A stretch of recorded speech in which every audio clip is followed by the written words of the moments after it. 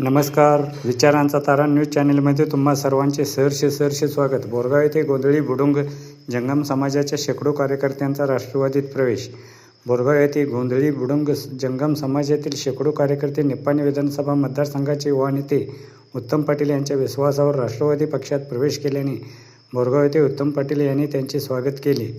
एप्रिल-मेच्या दरम्यान ग्रामपंचायत, तालुका पंचायत, जिल्हा पंचायतीच्या निवडणूक होणार असे संकेत मिळत असल्याने सर्वत्र मोर्चेबंदी सुरू झालेली दिसत असतानाच बोरगाव येथील गोंधळी बुडुंग जंगम समाजाच्या शेकडो कार्यकर्त्यांनी सामाजिक एकजूट निर्माण करून युवा नेते उत्तम पाटील यांच्या कार्यावर विश्वास व्यक्त करून त्यांच्या नेतृत्वाखाली राष्ट्रवादी पक्षात जाहीर प्रवेश करून एकजूट दाखवून दिली.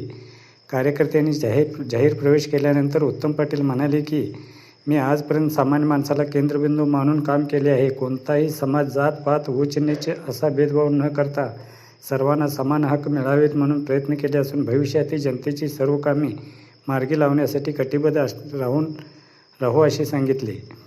त्याचबरोबर छत्रपती शिवाजी महाराजांनी 18 पगड जाती व 12 बलुतेदारांना सोबत घेऊन स्वराज उभारले. त्याच आदर्शावर सर्व समाजांना एकत्र घेऊन निपाणी मतदारसंघाच्या विकासासाठी काम सुरू असल्याचे सांगितले.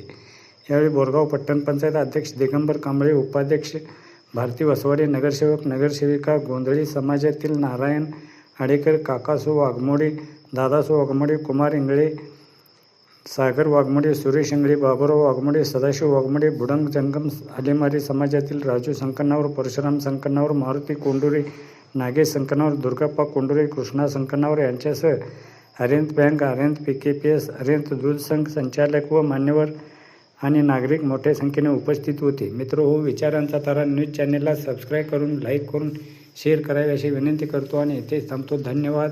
विचारांचा तारा न्यूजसाठी बोरगावहून रंगराव बन्ने, बारवाड.